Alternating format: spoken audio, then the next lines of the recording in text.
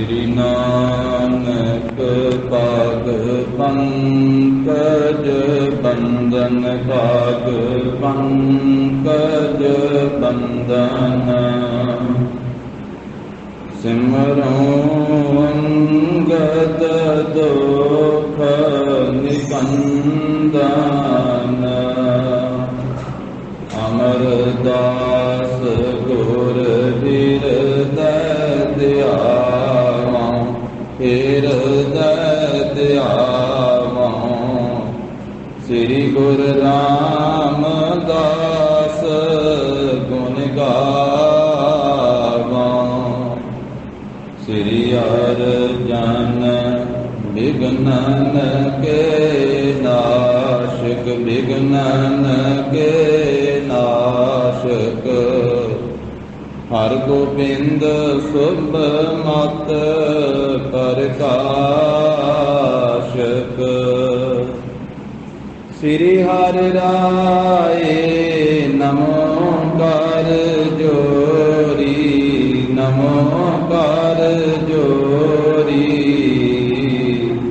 श्री हरि कृष्ण मनाए बहोरी तेग बहादुर परम कृपाला गुर परम कृपाला श्री गुरु गोबिंद सिंह विसाला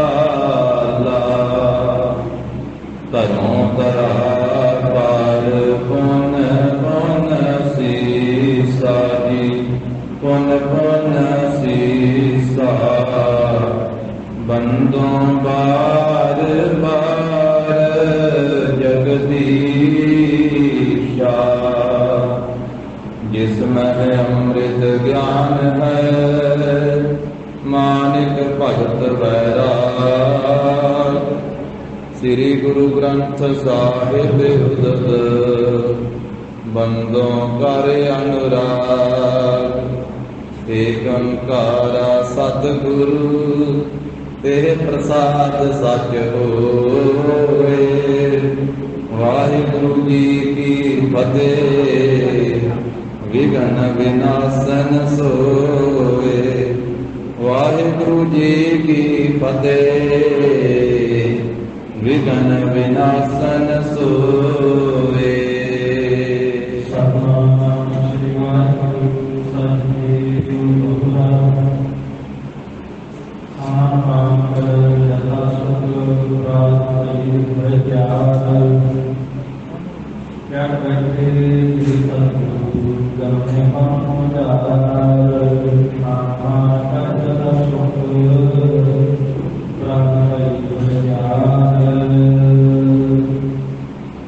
वाहिगुरु जी का खालसा वाहिगुरु जी की फतेह। दसां पातशाहियां की जोत तख्त चौर छत्र दे मालक धन श्री गुरु ग्रंथ साहिब जी महाराज सतगुरां दी अपर अपार कृपा रहमत दा सदका जगत गुरु जाहर पीर जगत गुर बाबा धन श्री गुरु नानक देव साहिब जी महाराज सतगुरां दे पावनी अस्थान गुरुद्वारा श्री बेर साहिब जी विखे गुरु चरणां दी हाजरी भर रही सतगुरां दी साजी नवाजी हुई साध संगत जीओ महाराज साहब जी ने कृपा की है सत संगत का अमोलक सुभागा समा प्राप्त होया है। सत संगत की दात गुरु की बख्शिश के नाल प्राप्त होंदी है। जदों सतगुरु जी कृपा करते हैं उद्दम मत प्रभ अंतरजामी ज्यों प्रेरे त्यों करना।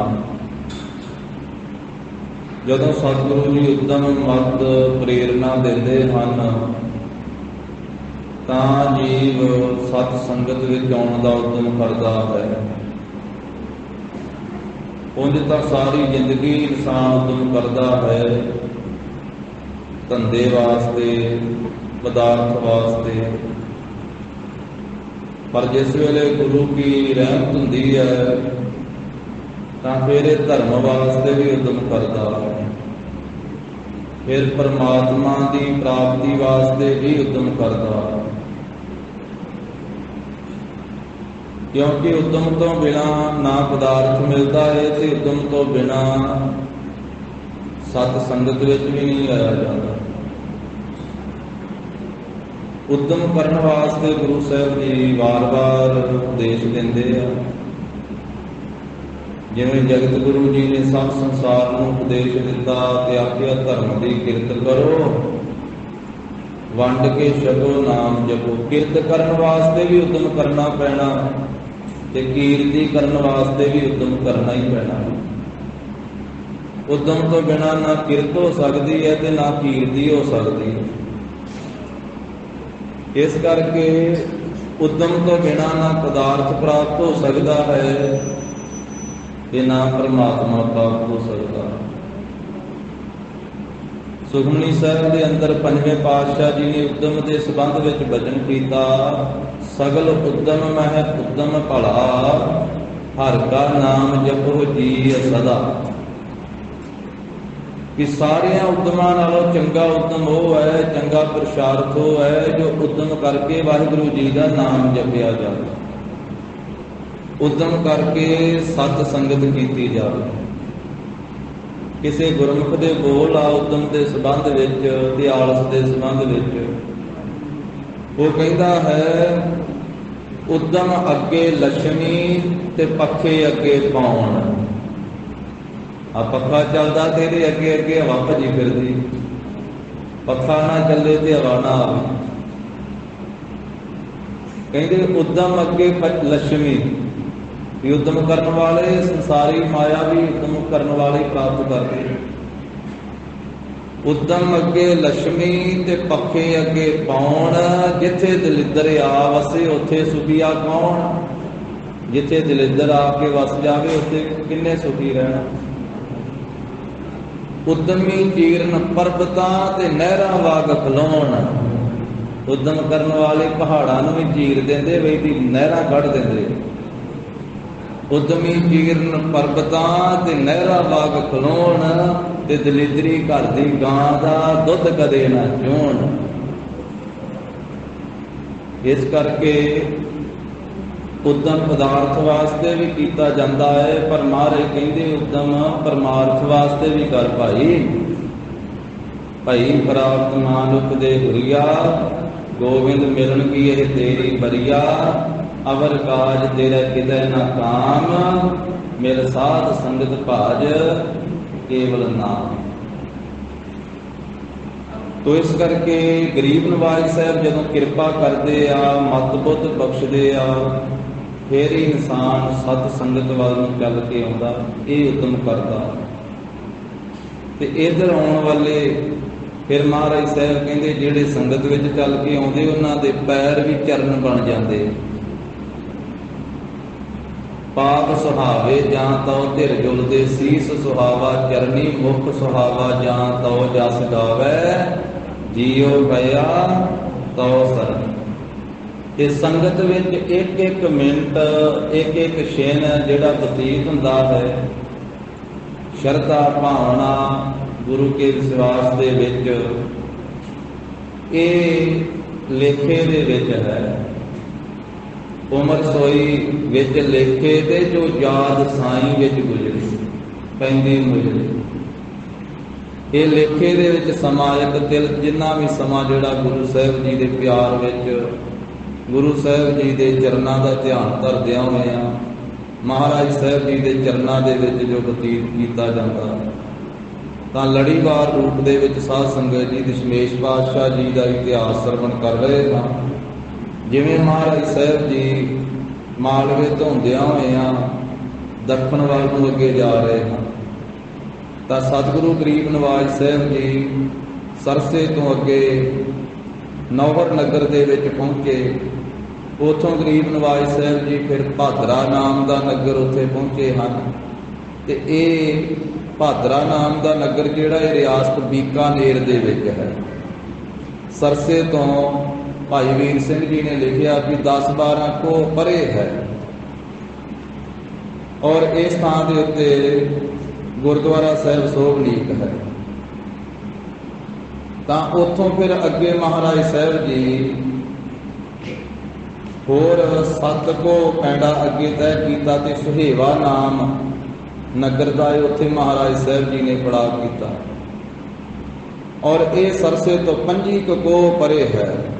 ਆਮ ਨਾਮ ਭਾਈ ਸਾਹਿਬ ਭਾਈ ਵੀਰ ਸਿੰਘ ਜੀ ਲਿਖਦੇ ਆ ਵੀ ਇਸ ਦਾ ਸਾਹਿਆ ਹੈ। ਭਾਈ ਸੰਤੋਖ ਸਿੰਘ ਜੀ ਨੇ ਸੁਹੇਵਾ ਲਿਖਿਆ। ਔਰ ਇੱਥੇ ਗੁਰਦੁਆਰਾ ਸਾਹਿਬ ਸੋਭਨੀਕ ਹੈ ਤੇ ਪਿੱਪਲ ਤੇ ਜੰਡ ਵੀ ਹੈ। ਪਿੱਪਲ ਨੇ ਜੰਡ ਨੂੰ ਲਗਭਗ ਨਿਗਲ ਲਿਆ ਹੈ। ਜਦੋਂ ਭਾਈ ਵੀਰ ਸਿੰਘ ਜੀ ਨੇ ਉੱਥੇ ਦਰਸ਼ਨ ਕੀਤੇ ਜਾ ਕੇ, ਉਦੋਂ ਦਾ ਉਹਨਾਂ ਨੇ ਇਹ ਹਵਾਲਾ ਲਿਖਿਆ। ਕਹਿੰਦੇ ਕਿ ਪਿੱਪਲ ਨੇ ਜੰਡ ਨੂੰ ਲਗਭਗ ਨਿਗਲ ਲਿਆ।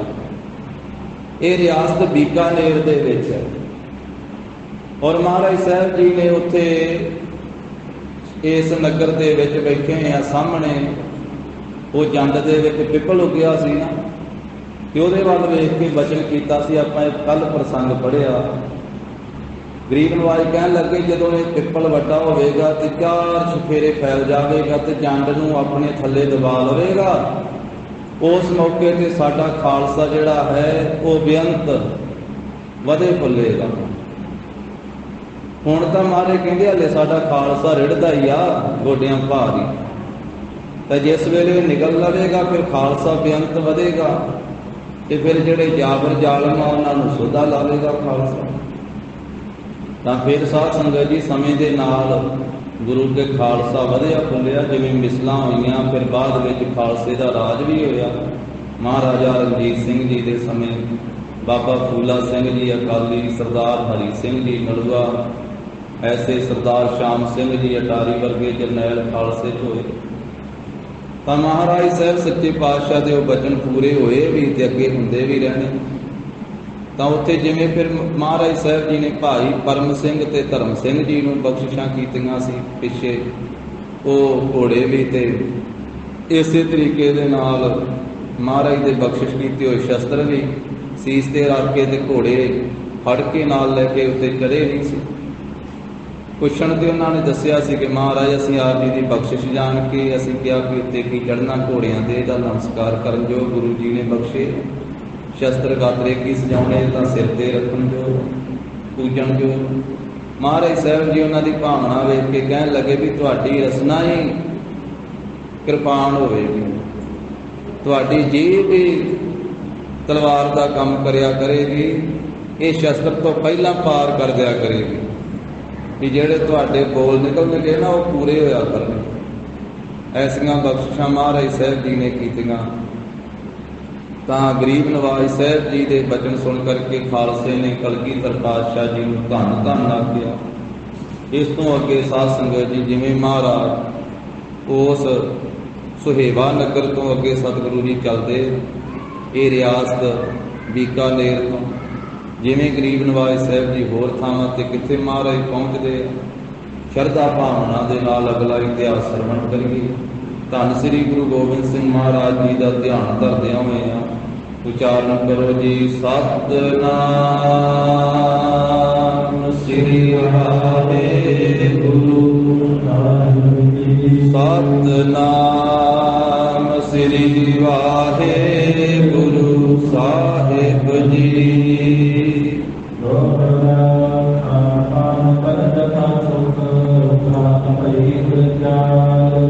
ਗਰੀਬ ਨਵਾਜ ਸਾਹਿਬ ਜੀ ਜਿਸ ਵੇਲੇ ਅੰਮ੍ਰਿਤ ਵੇਲਾ ਹੋਇਆ, ਫਿਰ ਗੁਰੂ ਦਾ ਲੰਗਰ ਪਾਣੀ ਤਿਆਰ ਹੋਇਆ ਤੇ ਸੁਖ ਪੂਰਵਕ ਉਸ ਨਗਰ ਦੇ ਵਿੱਚ, ਸੁਹੇਵੇ ਨਗਰ ਦੇ ਵਿੱਚ ਮਹਾਰਾਜ ਸਾਹਿਬ ਜੀ ਨੇ ਪ੍ਰਸ਼ਾਦਾ ਪਾਣੀ ਛਕਿਆ।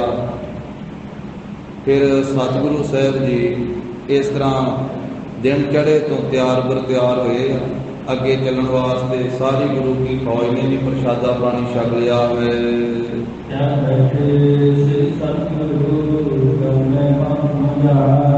ਕਲਗੀਧਰ ਪਾਤਸ਼ਾਹ ਸ੍ਰੀ ਗੁਰੂ ਗੋਬਿੰਦ ਸਿੰਘ ਜੀ ਮਹਾਰਾਜ ਆਪਣੇ ਘੋੜੇ ਤੇ ਸਵਾਰ ਹੋ ਗਏ, ਘੋੜੇ ਤੇ ਚੜ੍ਹ ਬੈਠੇ, ਸੋਭਾ ਵਾਲੇ ਸਤਿਗੁਰੂ ਤੇ ਰਸਤੇ ਉੱਤੇ ਚੱਲ ਪਏ।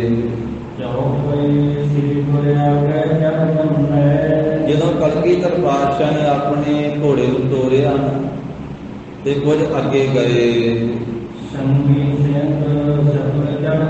ਨਾਲ ਜਿੰਨੇ ਸੰਗੀ ਸਿੰਘ ਸੀ ਨਾ ਉਹ ਸਾਰੇ ਹੀ ਘੋੜਿਆਂ ਦੇ ਉੱਤੇ ਸਵਾਰ ਹੋ ਗਏ। ਕੁਝ ਪੈਦਲ ਵੀ ਸੀ ਨਾਲ ਜਾਣ ਵਾਲੇ, ਜਿਹੜੇ ਘੋੜਿਆਂ ਤੇ ਚੱਲਣ ਵਾਲੇ ਸੀ ਉਹ ਵੀ ਨਾਲ ਸਵਾਰ ਹੋ ਗਏ, ਚੱਲ ਪਏ। ਤੇ ਭਾਈ ਰਾਮ ਸਿੰਘ, ਇਹ ਭਾਈ ਭਗਤੂ ਜੀ ਦੀ ਬੰਸ ਤੋਂ ਵਿੱਚੋਂ ਸੀ, ਜੋ ਸਾਬੋ ਕੀ ਤਲਵੰਡੀ ਤੋਂ ਮਹਾਰਾਜ ਨੇ ਇਹਨੂੰ ਬਚਨ ਕਰਕੇ ਨਾਲ ਲਿਆਂਦਾ ਸੀ। ਇਹਦਾ ਜੀ ਤਾਂ ਨਹੀਂ ਸੀ ਕਰਦਾ ਹੁਣ, ਪਰ ਮਾਰੀ ਦੇ ਆਇਆ ਵਿਚਾਰਾ, ਜਿਵੇਂ ਭਾਈ ਡੱਲੇ ਦਾ ਨਹੀਂ ਸੀ ਜੀ ਕਰਦਾ, ਉਹ ਵੀ ਆਇਆ, ਪਰ ਰਾਜ ਭੱਜ ਗਿਆ ਸੀ ਪਿੱਛੋਂ। ਇਹ ਹਲੇ ਨਾਲ ਹੀ ਹੈ, ਇਹਨੇ ਆਪਣੇ ਭਰਾ ਨੂੰ ਪਿਛਾਂਹ ਮੋੜ ਦਿੱਤਾ, ਫਤਿਹ ਸਿੰਘ ਨੂੰ। ਤਾਂ ਇਹ ਭਾਈ ਭਗਤੂ ਜੀ ਦੀ ਬੰਸ ਦੇ ਵਿੱਚੋਂ ਜੋ ਭਾਈ ਰਾਮ ਸਿੰਘ ਹੈ, ਇਹ ਇੱਧਰ ਉੱਧਰ ਹੋ ਕੇ ਨਾ ਆਪਣੇ ਘੋੜੇ ਨੂੰ ਇੱਧਰ ਉੱਧਰ ਕਰਕੇ ਤਾਲਾ ਜਿਹਾ ਕੀਤਾ ਕਿ ਗੁਰੂ ਸਾਹਿਬ ਹੁਣ ਗਾਂਹ ਚਲੇ ਜਾਣ ਤੇ ਮੈਂ ਪਿਛਾਂਹ ਚਲੇ ਜਾਵਾਂ। ਇਸ ਤਰ੍ਹਾਂ ਇੱਧਰ ਉੱਧਰ ਕਰਕੇ ਤਾਲਾ ਜਿਹਾ ਕਰਕੇ ਉੱਥੇ ਖਲੋ ਰਿਹਾ। ਜਦੋਂ ਕਲਗੀਧਰ ਪਾਤਸ਼ਾਹ ਕਿੰਨੀ ਦੂਰ ਚਲੇ ਗਏ, ਅੱਗੇ ਨਾਲ ਮਹਾਰਾਜ ਦੀਆਂ ਫੌਜਾਂ ਸਿੰਘ ਵੀ ਚਲੇ ਗਏ, ਇਹ ਉੱਥੇ ਤਾਲਾ ਜਿਹਾ ਕਰਦਾ ਰਿਹਾ ਕਿ ਮੈਂ ਹੌਲੀ ਹੌਲੀ ਪਿੱਛੇ ਆਉਣਾ, ਪਰ ਇਹਨੇ ਜਾਣਾ ਪਛਾਣ ਹੋਈ। ਇਸ ਤਰੀਕੇ ਦੇ ਨਾਲ ਫਿਰ ਉਸ ਥਾਂ ਤੇ ਜਦੋਂ ਕਿੰਨੀ ਦੂਰ ਤੀਕ ਸਾਰੀ ਫੌਜ ਗੁਰੂ ਕੀ ਲੰਘ ਗਈ, ਫਿਰ ਆਪਣੇ ਘੋੜੇ ਤੇ ਚੜ੍ਹ ਕੇ ਤੇ ਇਹਨੇ ਪਛਾਣ ਤੋਰ ਲਿਆ ਘੋੜਾ ਆਪਣੇ ਪਿੰਡ ਵੱਲ ਨੂੰ। ਮਹਾਰਾਜ ਸਾਹਿਬ ਜੀ ਅੱਗੇ ਨੂੰ ਚਲੇ ਗਏ, ਗੁਰੂ ਕੀ ਫੌਜ ਅੱਗੇ ਨੂੰ, ਇਹਨੇ ਆਲਾ ਟਾਲਾ ਜਿਹਾ ਕਰਕੇ ਤੇ ਪਿੱਛੇ ਨੂੰ ਤੁਰ ਪਿਆ ਹੈ। ਫਿਰ ਇੱਕ ਸਿੰਘ ਨੇ ਵੇਖ ਲਿਆ ਪਛਾਣ ਘੋੜਾ ਭਜਾਈ ਜਾਂਦੇ, ਉਹਨੇ ਫਿਰ ਜ਼ੋਰ ਦੇ ਨਾਲ ਆਪਣੇ ਘੋੜੇ ਨੂੰ ਲਾਈ ਅੱਡੀ ਤੇ ਭਜਾਇਆ ਦਸ਼ਮੇਸ਼ ਪਾਤਸ਼ਾਹ ਵੱਲ ਨੂੰ ਕਿ ਮਹਾਰਾਜ ਸਾਹਿਬ ਜੀ ਨੂੰ ਚੱਲ ਕੇ ਦੱਸੀ। ਉਹ ਸਿੰਘ ਨੇ ਘੋੜਾ ਭਜਾ ਲਿਆ ਹੈ। ਪ੍ਰਭੂ ਸਰੂਪ ਸਤਿਗੁਰੂ ਸ੍ਰੀ ਗੁਰੂ ਗੋਬਿੰਦ ਸਿੰਘ ਮਹਾਰਾਜ ਜੀ ਨੂੰ ਮਿਲਿਆ ਸਿੰਘ, ਤੇ ਆ ਕਰਕੇ ਉਹਨੇ ਦੱਸ ਦਿੱਤਾ, ਮਹਾਰਾਜ ਭਾਈ ਰਾਮ ਸਿੰਘ ਭੱਜ ਚੱਲਿਆ ਜੇ। ਉਹਨੇ ਘੋੜਾ ਪਛਾਣ ਕਰ ਲਿਆ, ਤੋਰ ਲਿਆ ਉਹਨੇ ਪਛਾਣ ਘੋੜਾ ਆਪਣਾ, ਤੇ ਉਹ ਇੱਧਰ ਨੂੰ ਆਪਣੇ ਵੱਲ ਨੂੰ ਨਹੀਂ ਆਇਆ। ਭਾਈ ਰਾਮ ਸਿੰਘ ਭੱਜ ਚੱਲਿਆ ਹੈ ਪਿੱਛੇ। ਮਹਾਰਾਜ ਆਪ ਜੀ ਦੇ ਨਾਲ ਉਹ ਮਿਲਿਆ ਨਹੀਂ ਹੈ, ਮੈਂ ਵੇਖ ਕੇ ਉਹ ਪਛਾਣ ਨੂੰ ਲਈ ਜਾਂਦਾ ਆਪਣਾ ਘੋੜਾ। ਮਹਾਰਾਜ ਨੇ ਉਸ ਸਿੰਘ ਤੋਂ ਇਹ ਗੱਲ ਸੁਣੀ ਹੈ ਤੇ ਉੱਥੇ ਖਲੋ ਗਏ, ਆਪਣੇ ਘੋੜੇ ਨੂੰ ਰੋਕ ਲਿਆ। ਤੇ ਗਰੀਬ ਨਵਾਜ ਨੇ ਫਿਰ ਇੱਕ ਸਿੰਘ ਨੂੰ ਪਿੱਛੇ ਭੇਜਿਆ। ਮਹਾਰਾਜ ਕਹਿੰਦੇ ਵੀ ਜਾ ਕਰਕੇ ਸਾਡੀ ਆਣ ਦਿਓ, ਉਸ ਸਾਡੀ ਕਸਮ ਦਿਓ ਉਸ ਨੂੰ ਜਾ ਕਰਕੇ, ਤੇ ਉਹਨੂੰ ਅੱਗੇ ਨਾ ਜਾਣ ਦਿਓ। ਉਸੇ ਵੇਲੇ ਸਿੰਘ ਨੇ ਘੋੜਾ ਪਿੱਛੇ ਨੂੰ ਭਜਾਇਆ ਮਹਾਰਾਜ ਦਾ ਬਚਨ ਸੁਣ ਕਰਕੇ ਕਿ ਭਾਈ ਰਾਮ ਸਿੰਘ ਨੂੰ ਰੋਕਣਾ, ਨੂੰ ਘਰੇ ਨਹੀਂ ਜਾਣ ਦੇਣਾ। ਤੇ ਪਹੁੰਚ ਗਿਆ ਸਿੰਘ ਉਸ ਥਾਂ ਦੇ ਉੱਤੇ। ਤਾਂ ਜਾ ਕੇ ਕਹਿ ਦਿੱਤਾ ਕਿ ਭਾਈ ਰਾਮ ਸਿੰਘ ਜੀ ਠਹਿਰ ਜਾਓ, ਰੁਕ ਜਾਓ, ਮੈਨੂੰ ਪ੍ਰਭੂ ਨੇ ਭੇਜਿਆ ਵਾ, ਸ੍ਰੀ ਗੁਰੂ ਗੋਬਿੰਦ ਸਿੰਘ ਮਹਾਰਾਜ ਜੀ ਨੇ, ਤੇ 3 ਕਸਮਾਂ ਦੇ ਕਰਕੇ ਮੈਨੂੰ ਭੇਜਿਆ ਵਾ। 3 ਸੁਗੰਧਾਂ, 3 ਕਸਮਾਂ ਦੇ ਕਰਕੇ ਮੈਨੂੰ ਭੇਜਿਆ ਵਾ ਵੀ ਜੇ ਤੂੰ ਜਾਵੇਂਗਾ ਤੇ ਗੱਲ ਠੀਕ ਨਹੀਂ ਹੈ। 3 ਲਕੀਰਾਂ ਖਿੱਚ ਦਿੱਤੀਆਂ ਉਸ ਸਿੰਘ ਨੇ ਅੱਗੇ, ਭਾਈ ਰਾਮ ਸਿੰਘ, ਵੀ ਆ ਮਹਾਰਾਜ ਦੇ ਬਚਨ ਆ, ਗੁਰੂ ਸਾਹਿਬ ਜੀ ਦੀ ਆਨ ਵਾ, ਤੇ ਤੂੰ ਇਹਨਾਂ ਤੋਂ ਅੱਗੇ ਲੰਘ ਕੇ ਨਹੀਂ ਜਾਣਾ ਹੈ। ਤੇ ਮਹਾਰਾਜ ਸਾਹਿਬ ਜੀ ਦੇ ਨਾਲ ਚੱਲੋ। ਤੇ ਉੱਥੇ ਸਾਰੇ ਸੁੱਖ ਜਾਣ, ਸਾਰੇ ਸੁੱਖ ਮਿਲਣਗੇ ਗੁਰੂ ਸਾਹਿਬ ਜੀ ਦੇ ਨਾਲ। ਤੇ ਕਿਉਂ ਤੁਸੀਂ ਪਛਾਣ ਵਟੀ ਜਾ ਰਹੇ ਹੋ? ਗੁਰੂ ਸਾਹਿਬ ਜੀ ਦੀ ਖੁਸ਼ੀ ਤੁਸੀਂ ਕਿਉਂ ਨਹੀਂ ਲਈ ਹੈ? ਵੀ ਜੇ ਤੁਸੀਂ ਪਿਛਾਂ ਮੁੜ ਕੇ ਹੀ ਜਾਣਾ ਹੈ ਤਾਂ ਵੀ ਗੁਰੂ ਸਾਹਿਬ ਜੀ ਦੀ ਖੁਸ਼ੀ ਲੈ ਕੇ ਜਾਣਾ ਚਾਹੀਦਾ ਸੀ। ਮਹਾਰਾਜ ਸਾਹਿਬ ਜੀ ਦੀ ਖੁਸ਼ੀ ਲੈ ਕੇ ਇਸ ਤਰ੍ਹਾਂ ਭੱਜ ਕੇ ਥੋੜਾ ਜਾਣਾ ਚਾਹੀਦਾ। ਗੁਰੂ ਸਾਹਿਬ ਜੀ ਤੋਂ ਆਗਿਆ ਲੈ ਕੇ ਖੁਸ਼ੀ ਲੈ ਕਰਕੇ ਪਿਛਾਂ ਜਾਣਾ ਚਾਹੀਦਾ ਸੀ। ਇਸ ਤਰ੍ਹਾਂ ਤੁਹਾਨੂੰ ਉਚਿਤ ਨਹੀਂ ਹੈ, ਭੱਜ ਕੇ ਜਾਣਾ ਯੋਗ ਨਹੀਂ ਹੈ। ਭਾਈ ਰਾਮ ਸਿੰਘ, ਜਦੋਂ ਸਿੰਘ ਨੇ ਦੱਸਿਆ ਨਾ ਕਿ ਭਾਈ ਰਾਮ ਸਿੰਘ ਜੀ ਭੱਜ ਚੱਲਿਆ ਪਿਛੇ, ਮਹਾਰਾਜ ਸਾਹਿਬ ਜੀ ਇਹ ਗੱਲ ਸੁਣ ਕਰਕੇ ਤੇ ਉਸ ਥਾਂ ਦੇ ਉੱਤੇ ਰੁਕ ਗਏ ਹਨ। ਭਾਈ ਰਾਮ ਸਿੰਘ ਬੋਲਿਆ ਉਸ ਸਿੰਘ ਦੇ ਨਾਲ, ਕਹਿਣ ਲੱਗਾ ਕਿ ਸਿੰਘਾ, ਮੈਂ ਦੱਖਣ ਵਿੱਚ ਨਹੀਂ ਜਾ ਸਕਦਾ, ਮੇਰਾ ਦੱਖਣ ਵਿੱਚ ਜਾਣਾ ਨਹੀਂ ਬਣ ਸਕਦਾ। ਘਰ ਦੇ ਕੰਮ ਕਈ ਤਰ੍ਹਾਂ ਦੇ ਆ, ਕਈ ਝੰਬੇਲੇ ਆ ਘਰ ਦੇ ਕੰਮਾਂ ਦੇ, ਇਸ ਕਰਕੇ ਮੈਂ ਘਰ ਦੇ ਕੰਮ ਕਾਰ ਛੱਡ ਕੇ ਦੱਖਣ ਵਿੱਚ ਨਹੀਂ ਜਾ ਸਕਦਾ। ਇਸ ਕਰਕੇ ਨਾ ਤੇ ਹੁਣ ਮੈਂ ਰਹਿਣਾ ਵਾ ਗੁਰੂ ਸਾਹਿਬ ਜੀ ਦੇ ਪਾਸ, ਤੇ ਨਾ ਹੀ ਮੈਂ ਗੁਰੂ ਸਾਹਿਬ ਜੀ ਨੂੰ ਜਾ ਕੇ ਮਿਲਣਾ, ਕਿਉਂਕਿ ਜੇ ਮਿਲਿਆ ਤੇ ਉਹਨਾਂ ਕਹਿਣਾ ਚੱਲ ਦੱਖਣ ਨੂੰ ਨਾਲ, ਤੇ ਮੇਰੇ ਤੋਂ ਨਹੀਂ ਗਾ ਸਰਦਾ। ਘਰ ਦੇ ਕੰਮ ਕਾਰ ਵੜੇ ਆ, ਮੈਂ ਉੱਥੇ ਚਲੇ ਗਿਆ ਤੇ ਘਰ ਦਾ ਪਿੱਛੇ ਕਿਵੇਂ ਸਰੇਗਾ। ਇਸ ਕਰਕੇ ਮੈਂ ਦੱਖਣ ਨੂੰ ਨਹੀਂ ਜਾਣਾ, ਤੇ ਨਾ ਮੈਂ ਰਹਿਣਾ ਹੀ ਹੈ, ਨਾ ਮੈਂ ਮਿਲਣਾ ਹੀ ਹੈ। ਮੈਂ ਇੱਥੋਂ ਹੀ ਬੰਦਨਾ ਕਰਦਾ ਗੁਰੂ ਸਾਹਿਬ ਜੀ, ਇਸ ਥਾਂ ਤੋਂ ਹੀ ਮੈਂ ਨਮਸਕਾਰ ਕਰਦਾ। ਇਸੇ ਨੂੰ ਬਾਣੀ ਵਿੱਚ ਆਖਿਆ, ਸਾਧ ਸੰਗਤ ਜੀ, ਖੰਨਿਓ ਤਿੱਖੀ ਵਾਲੋ ਨਿੱਕੀ ਏਤ ਮਾਰਗ ਜਾਣਾ। ਕੋਈ ਸਿੱਖੀ ਦਾ ਮਾਰਗ ਸੌਖਾ ਥੋੜਾ ਵਾ, ਇਹ ਖੰਡੇ ਨਾਲੋਂ ਤਿੱਖਾ ਤੇ ਵਾਲ ਨਾਲੋਂ ਬਰੀਕ ਆ। ਇਸ ਰਾਹ ਤੇ ਚੱਲਣਾ ਪੈਂਦਾ। ਤੋ ਉਸ ਵੇਲੇ ਭਾਈ ਰਾਮ ਸਿੰਘ ਕਹਿੰਦਾ ਹੈ ਕਿ ਮੈਂ ਇਸ ਥਾਂ ਦੇ ਉੱਤੇ ਹੀ ਗੁਰੂ ਸਾਹਿਬ ਜੀ ਨੂੰ ਵੰਦਨਾ ਕਰਕੇ ਵਾਪਸ ਜਾ ਰਿਹਾ ਹਾਂ। ਇਸ ਤਰ੍ਹਾਂ ਕਹਿ ਕਰਕੇ ਉਹ ਸਿੰਘ ਨੇ ਜਿਹੜੀਆਂ 3 ਲਕੀਰਾਂ ਖਿੱਚੀਆਂ ਸੀ ਨਾ ਵੀ ਇਹ ਗੁਰੂ ਜੀ ਦੇ ਬਚਨ ਵਾ, ਤੂੰ ਲੰਘ ਨਹੀਂ ਸਕਦਾ ਮਹਾਰਾਜ ਦੇ ਬਚਨਾਂ, ਪਰ ਉਹ ਲੰਘ ਗਿਆ। ਭਾਈ ਰਾਮ ਸਿੰਘ 3 ਲਕੀਰਾਂ ਦੇ ਉੱਤੋਂ ਲੰਘ ਗਿਆ। ਤੇ ਉਹ ਸਿੰਘ ਵੇਖ ਕਰਕੇ ਹਿਰਦੇ 'ਚ ਅਚਰਜੀ ਹੋ ਗਿਆ ਵੀ ਮਹਾਰਾਜ ਦਾ ਬਚਨ ਨਹੀਂ ਮੰਨਿਆ। ਗੁਰੂ ਸਾਹਿਬ ਜੀ ਨੇ ਬਚਨ ਕਰਕੇ ਭੇਜਿਆ ਤੇ ਇਹਨੇ ਗੁਰੂ ਸਾਹਿਬ ਜੀ ਦਾ ਬਚਨ ਹੀ ਨਹੀਂ ਮੰਨਿਆ ਹੈ। ਸਿੰਘ ਫਿਰ ਵਾਪਸ ਆ ਗਿਆ ਖਾਲੀ, ਘੋੜਾ ਭਜਾਇਆ ਜਿੱਥੇ ਮਹਾਰਾਜ ਸਾਹਿਬ ਜੀ ਖਲੋਤੇ ਸਨ ਉੱਥੇ ਆ ਗਿਆ। ਆ ਕੇ ਸਾਰੀ ਗੱਲਬਾਤ ਦੱਸ ਦਿੱਤੀ। ਮਹਾਰਾਜ ਮੈਂ ਤਾਂ ਤੁਹਾਡੀ ਆਮ ਦੇ ਕਰਕੇ, ਸੁਗੰਧਾਂ ਦੇ ਕਰਕੇ 3 ਲਕੀਰਾਂ ਖਿੱਚ ਦਿੱਤੀਆਂ ਸੀ, ਪਰ ਉਹ 3 ਲਕੀਰਾਂ ਤੋਂ ਲੰਘ ਗਿਆ। ਮਹਾਰਾਜ ਭਾਈ ਰਾਮ ਸਿੰਘ ਦੇ ਹਿਰਦੇ ਦਾ ਤੇ ਧੀਰਜ ਨਾਸ ਹੋ ਗਿਆ। ਧੀਰਜ ਨਹੀਂ ਰਿਹਾ ਉਹਦੇ ਹਿਰਦੇ ਵਿੱਚ, ਉਹ ਆਪਣੇ ਘਰੇ ਜਾਣਾ ਚਾਹੁੰਦਾ, ਆਪਣੇ ਘਰੇ ਜਾਣਾ ਚਾਹੁੰਦਾ ਹੈ। ਮਹਾਰਾਜ ਕੋਈ ਵੀ ਢੰਗ ਤਰੀਕਾ ਵਰਤਿਆ, ਉਹਨੇ ਨਹੀਂ ਮੁੜਨਾ ਹੁਣ ਵਾਪਸ, ਕਿਸੇ ਵਿਧੀ ਨਾਲ ਨਹੀਂ ਵਾਪਸ ਆਵੇਗਾ। ਫਿਰ ਮਹਾਰਾਜ ਨੇ ਸਿੰਘ ਨੂੰ ਭੇਜਿਆ, ਉਹਨੂੰ ਆਖਿਆ ਵੀ ਆ ਸਾਡਾ ਰੁਮਾਲ ਲੈ ਕੇ ਜਾ, ਆ ਸਾਡਾ ਰੁਮਾਲ ਲੈ ਕੇ ਜਾ। ਆਪਣਾ ਰੁਮਾਲ ਦੇ ਕਰਕੇ ਭੇਜਿਆ।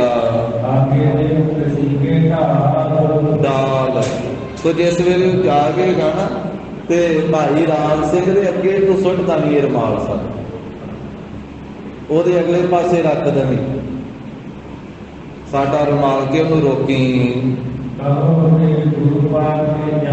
ਤੇ ਇਹ ਗੱਲ ਆਖੀ ਕਿ ਭਾਈ ਰਾਮ ਸਿੰਘ ਇਹਨੂੰ ਰੁਮਾਲ ਨਾ ਜਾਣੇ, ਗੁਰੂ ਕੀ ਪੱਗ ਆ, ਗੁਰੂ ਕੀ ਦਸਤਾਰ ਹੈ।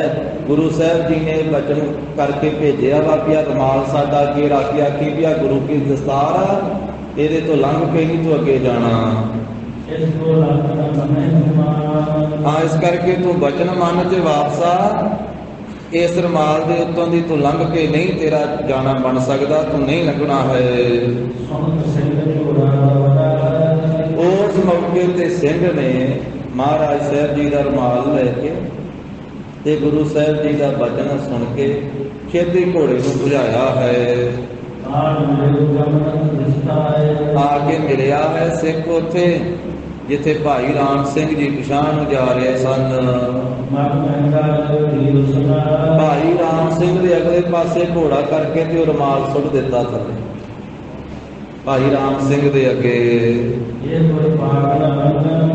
ਆਖਿਆ ਵੀ ਸਿੰਘਾ, ਗੁਰੂ ਸਾਹਿਬ ਨੇ ਆਖਿਆ ਇਹ ਦਸਤਾਰ ਆ ਸਾਡੀ, ਪੱਗ ਵਾ ਸਾਡੀ, ਤੇਰੇ ਤੋਂ ਤੂੰ ਲੰਘਣਾ ਨਹੀਂ ਗਾ, ਅੱਗੇ ਲੰਘ ਕੇ ਨਹੀਂ ਜਾ ਸਕਦਾ, ਵਾਪਸ ਮੁੜ ਕੇ ਆ ਜਾ। ਇਸ ਕਰਕੇ ਪਿਛਾਂਹ ਹੱਟ ਤੇ ਗੁਰੂ ਸਾਹਿਬ ਜੀ ਨੂੰ ਆ ਕਰਕੇ ਮੇਲ। ਇਸੇ ਗੱਲ ਦੇ ਵਿੱਚ ਭਾਈ ਰਾਮ ਸਿੰਘ ਜੀ ਆਪਣਾ ਭਲਾ ਜਾਣੋ, ਇਹਦੇ ਚ ਤੁਹਾਡਾ ਭਲਾ ਹੋਵੇਗਾ। ਪਰ ਭਾਈ ਰਾਮ ਸਿੰਘ ਕਹਿੰਦਾ ਮੈਂ ਨਹੀਂ ਪਿਛਾਂਹ ਮੁੜਦਾ, ਮੈਂ ਤਾਂ ਘਰੇ ਜਾਣਾ ਹੈ, ਮੇਰੇ ਤੋਂ ਨਹੀਂ ਪਿਛਾਂਹ ਹਟਿਆ ਜਾਂਦਾ, ਮੈਂ ਤੇ ਨਿਸ਼ਚਾ ਕਰ ਲਿਆ ਹੁਣ ਅੱਗੇ ਹੀ ਜਾਣਾ ਹੈ। ਦੱਖਣ ਦੇਸ਼ ਵਿੱਚ ਮੈਂ ਜਾ ਨਹੀਂ ਸਕਦਾ ਕਿਉਂਕਿ ਮੇਰੇ ਘਰ ਤੋਂ ਬਹੁਤ ਦੂਰ ਆ ਦੱਖਣ ਦਾ ਇਲਾਕਾ। ਗੁਰੂ ਸਾਹਿਬ ਤਾਂ ਕੋਈ ਹਾਨੀ ਲਾਭ ਦੀ ਵਿਚਾਰ ਨਹੀਂ ਕਰਦੇ ਕਿ ਉੱਥੇ ਜਾ ਕੇ ਸਾਨੂੰ ਘਾਟਾ ਪੈਣਾ ਕਿ ਲਾਭ ਹੋਣਾ, ਮਹਾਰਾਜ ਦਾ ਵਿਚਾਰ ਕੋਈ ਨਹੀਂ ਕਰਦੇ।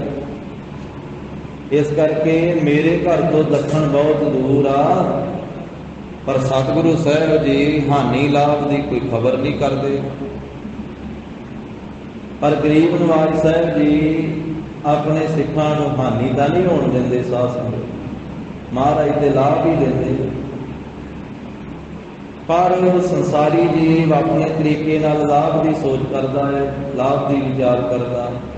ਕਈ ਵਾਰੀ ਜਿਸ ਨੂੰ ਇਹ ਲਾਭ ਮੰਨਦਾ ਹੈ ਉਹਦੇ ਚ ਲਾਭ ਹੁੰਦਾ ਨਹੀਂ ਇਹਦਾ, ਤੇ ਜਿਸ ਨੂੰ ਇਹ ਘਾਟਾ ਮੰਨਦਾ ਹੈ ਉਹਦੇ ਚ ਲਾਭ ਹੁੰਦਾ ਹੈ ਇਸ ਦਾ।